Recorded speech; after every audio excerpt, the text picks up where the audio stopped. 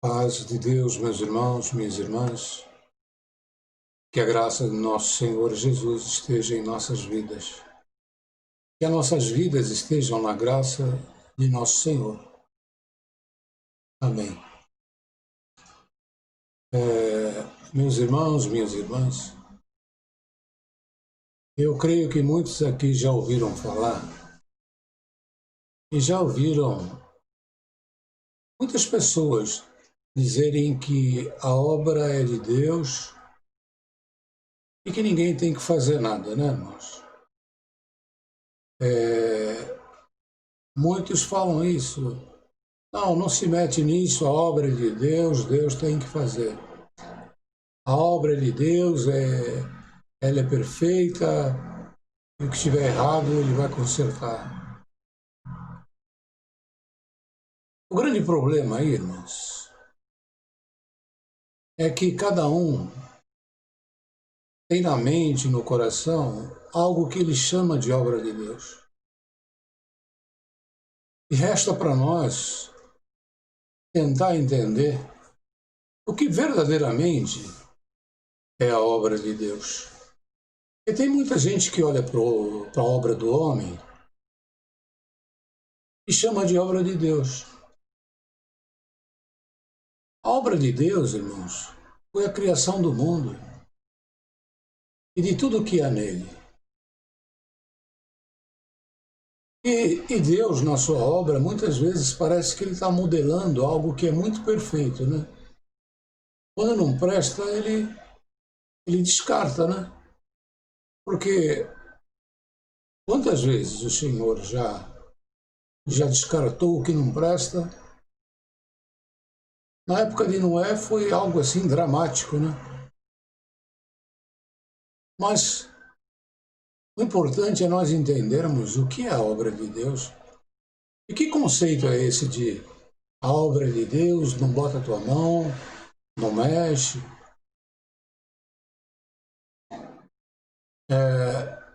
Eu tenho pensado a respeito desse assunto, irmãos. E antes de entrar no assunto que o Senhor me traz aqui para falar, eu sinto de falar a respeito disso. Qual é a obra de Deus? Qual é a obra de Deus que é perfeita?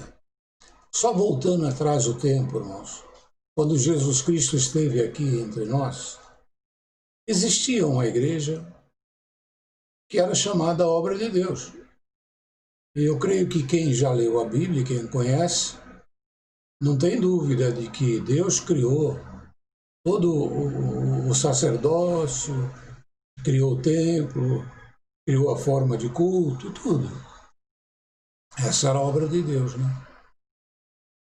Aí veio Jesus Cristo, irmãos, dizendo que estava tudo errado. Não, vocês não entenderam direito. Vocês não estão fazendo o que é correto. Vocês são hipócritas. Vocês não estão praticando a justiça e a verdade e a misericórdia. Eu imagino naquele tempo, irmãos, quantos se levantaram falando assim: a obra é de Deus, é perfeita, não se mete nisso. Eu creio que isso é do grupo dos tá tudo bom como tá, deixa eu aqui no meu comodismo, já estou acostumado assim. Tem o grupo do comodismo que gosta de ficar no seu lugar de conforto e sempre briga. Não me tira aqui desse meu lugar de conforto, tá tão bom assim, tá tudo bem. É claro que esse tipo de pessoa nunca olha para os demais que estão passando situações dificílimas, os que estão sendo perseguidos, os que foram jogados para fora. Esse grupo do conforto, irmão, nunca olha para isso. Ele olha para ele, para a situação dele, não, tá tudo bom como que tá, não, tá perfeito. Esse é o grupo que o Senhor falava assim: vocês são hipócritas. Tá tudo bom para vocês. Mas olha o povo aí como é que está se perdendo no pecado. Então o Senhor Jesus veio, irmãos, e ele chamava aqueles que estavam tomando conta da igreja, especialistas em leis, de hipócritas, de víboras e coisas do tipo. nós temos que entender, você está onde? Você está na obra, nessa obra que ficou desde aquele tempo lá, com os sacerdotes, a obra que os homens gostam de comandar, dizer o que é, o que não é? Ou você está lá, veio para seguir a Cristo? Você está naquele grupo que o Senhor falou assim, vem após mim, pega a tua cruz e me segue? Porque tem muitos irmãos que estão num grupo diferente. Esse grupo fala assim, a obra de Deus, não se mete nisso, não mexe. Esquecem que Jesus Cristo não se acomodou nessa situação, né, irmãos? Ele veio e foi para mudar tudo. O Senhor Jesus veio na terra, irmãos, não foi para mudar a igreja, foi para mudar tudo na tua vida. A igreja ele deixou lá como estava. Ele até olhava assim para os sacerdotes e falava, faz o que eles falam, mas não faz o que eles praticam, né? O Senhor não veio para mudar a igreja, tomar conta dela. Jesus Cristo nunca reclamou o ministério de ancião. Ele era o Filho de Deus. Então, se ele era o Filho de Deus, ele teria que ser o quê? O ancião presidente, o Papa, ou seja lá o que for, dependendo da denominação. Mas os irmãos já pararam para pensar que nosso mestre, porque eu sou cristão, eu sigo Cristo. O nosso mestre, ele não reclamou nenhum tipo de ministério para ele. E o único ministério legítimo que ele deixou para todos nós, lembrando uma coisa, irmãos, só existe um Cristo. Aí o Senhor morreu 3 dias, ressuscitou, mas muitos querem colocar um Cristo no lugar, né? Estão botando Cristo para tudo quanto é lugar aí. Com novos evangelhos. Mas existe só um Cristo. Só um teve o ministério de Cristo, que foi o próprio Filho de Deus, unigênito. E o Senhor escolheu um ministério de 12 apóstolos. E um deles era filho de Satanás.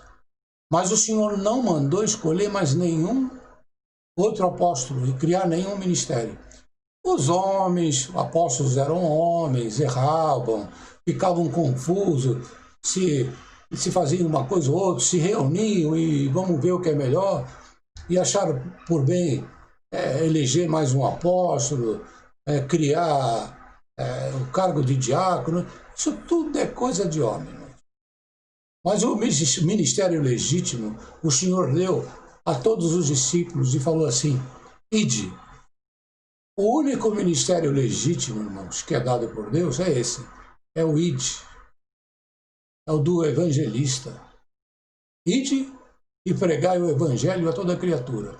Agora, os outros ministérios é tudo criação de homens, a partir do 13º apóstolo que eles criaram, irmão.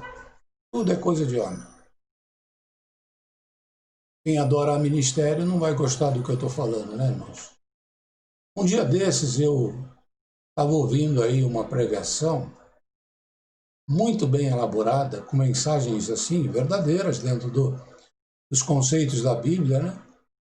De um homem que se denominou apóstolo. Ele coloca apóstolo, depois o nome dele, né?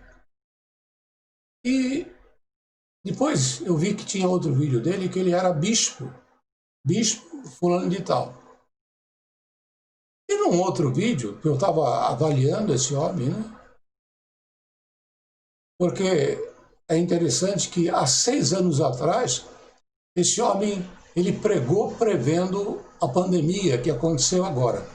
Esse vídeo é de 6 anos atrás, ele pregou exatamente como seria essa pandemia. Não tem o que tirar. E se cumpriu. Eu estava avaliando as pregações dele, as atitudes dele, e estava vendo que tudo que ele estava pregando estava dentro da palavra, na revelação pura da palavra. Mas o Senhor, Ele nos ensina a testar todos os espíritos, e é isso que eu faço. Eu fico na comunhão e fico testando. Irmãos, até Satanás, se estiver falando Deus é bom, glórias a Deus, eu vou concordar, Deus é bom e glórias a Deus. Mas saiu um ponto da verdade da palavra, opa, Jesus Cristo estava ouvindo o que Satanás falava, mas ele rebatia na palavra. Assim temos que ser nós. A palavra tem que estar dentro do nosso coração. Saiu um pouco da palavra, nós temos que contestar. Vamos vigiar nessa parte. E esse homem, irmãos, que se denominou apóstolo, ele colocou assim da seguinte forma: primeiro ele foi evangelista, depois ele foi pastor, depois ele foi bispo, depois ele foi apóstolo. Eu falei, gente, o homem, na sua imperfeição, às vezes até na sinceridade de coração, mas o coração é enganoso, né? Na sinceridade de coração, não importa. Mas e na vaidade, que é um dos pecados que o homem tem que se livrar, né? À medida que a graça cresce nele, ele criou esse ministério evangelista, depois pastor, depois bispo e depois apóstolo. E aí, infelizmente, ele criou uma hierarquia entre os homens, né? O Senhor acabou com todo o ministério, com todo essa graduação. O Senhor acabou com isso. O Senhor nos colocou todos iguais e criou só um ministério para todos nós, o ID. ID, pregai a palavra a toda criatura. O único ministério legítimo, que é o de evangelista. Interessante como esse homem colocou assim, como o mais baixo de todos. Primeiro evangelista, depois pastor, acima bispo e acima apóstolo. Irmãos, o homem na sua carnalidade, na sua vaidade, que são coisas que estão no homem, nós temos que admitir. O Senhor Jesus veio para nos convencer de todo o pecado que está em nós, para que através do convencimento viesse o arrependimento, viesse a vontade de se livrar. Como é que você vai se livrar de algo que você não conhece? Irmãos, às vezes você está com uma mancha na roupa, um fiapo, né? E você está andando tranquilamente, você não quer se livrar dele, você não conhece, mas vem alguém e fala, olha, está manchado aqui, tem uma sujeira. Você na hora, você vai querer limpar a tua roupa. E para isso veio Jesus Cristo, para nos mostrar aonde é que está o nosso erro.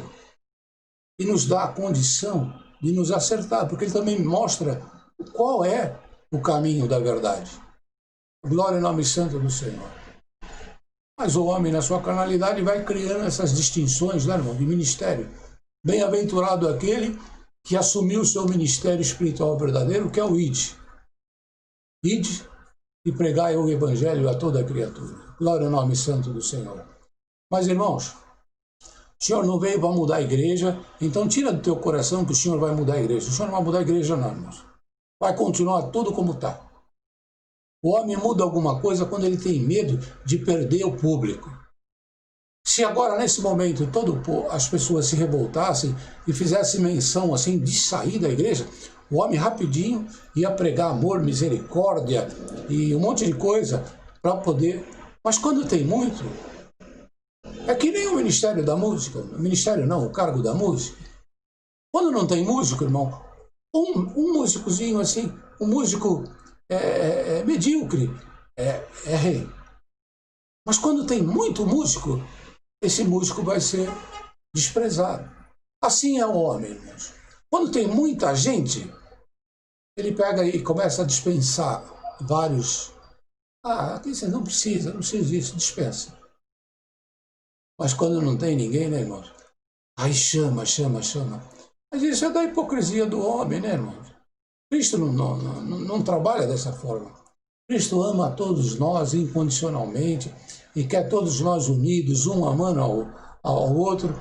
Então o Senhor não veio para mudar a igreja, irmão. Tira da tua mente e do teu coração que o Senhor vai mudar a igreja e que igreja é obra do Senhor. Isso não é obra. Qual é a obra do Senhor? A salvação das nossas almas.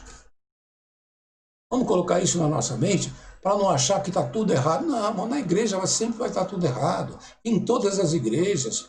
O homem sempre vai se perder na sua carnalidade, na sua vaidade, na sua arrogância, na sua prepotência. São pecados naturais dos homens. Sempre vão pecar, pecar. Então, irmãos, a questão é, qual é a obra do Senhor? A obra do Senhor, ele veio na terra para que o pecador pudesse ter consciência do seu pecado e pudesse ser limpo do seu pecado. Bendito é o nome santo do Senhor. E o Senhor hoje fala para você, irmãos. Deus não desistiu de nós. E o Senhor manda te dizer, para você não desistir de você. A grande mensagem de hoje, irmãos, é essa. Não desista de você. O Senhor fez você ter uma consciência das coisas que são erradas em você, coisas que o mundo te colocou. Às vezes veio assim meio que na tua genética. Aí veio o mundo e acrescentou tantas coisas. E foi no seu crescimento assim, foi acrescentando algumas falhas, alguns vícios, fraquezas. E Deus quer que a graça seja suficiente e você cresça em espírito para que todos esses buracos de fraqueza possam ser preenchidos espiritualmente. Mas só pode estar preenchido se você estiver ali juntinho com o Senhor. Muitas vezes, eu vou dar exemplo aqui, irmão. Tem um irmão assim que ele tem uma fraqueza, assim, ele não pode ver uma moça bonita, uma mulher bonita. E hoje em dia as mulheres estão andando na rua como se estivesse dentro do quarto com o seu marido. Elas estão mostrando toda a figura do seu corpo, todas as suas curvas. Estão mostrando coisas que uma mulher só poderia mostrar na intimidade do seu leito, do seu quarto. Chega a ser difícil você andar pela rua sendo homem. E tem muitos homens, e creio que a maioria deles, não consegue andar na rua sem que aquilo chame a sua atenção. Você está andando assim no teu carro, de repente, pum, do lado direito, do lado esquerdo. E aquilo vai te cansando, irmão. Você resiste na primeira, você olha, vira a cara. Aí você olha para a esquerda, você tem que virar a cara para a direita. Tem horas que não tem mais para onde você virar a cara. Aí você clama a Deus, irmão, e fala, meu Deus, o que eu vou fazer? Mas esse é o inimigo que está tomando essas pessoas e colocando pratos para tudo quanto é lado. Aí você fala assim, ou eu afundo a minha cabeça como um avestruz, ou afundo no buraco, ou eu não vou resistir. E o Senhor te fala hoje, não desista de você. O inimigo está tentando você na tua fraqueza. E o Senhor fala, não desista de você. Mesmo que os teus olhos virem para olhar, mas no teu coração, aquilo não vai entrar. Esse que é o mistério e a beleza da graça. O teu olho pode olhar, mas agora o teu olho é puro, irmãos.